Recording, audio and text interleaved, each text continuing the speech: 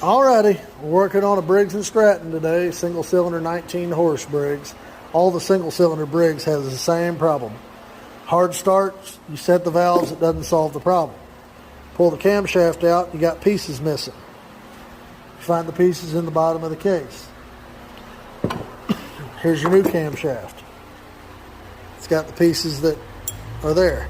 This is your compression release. As it comes off the point of the valve and closes, it'll bump that and open it back up just to kill the compression. So it cranks easier. When it starts, then it throws this weight out and it quits killing the compression.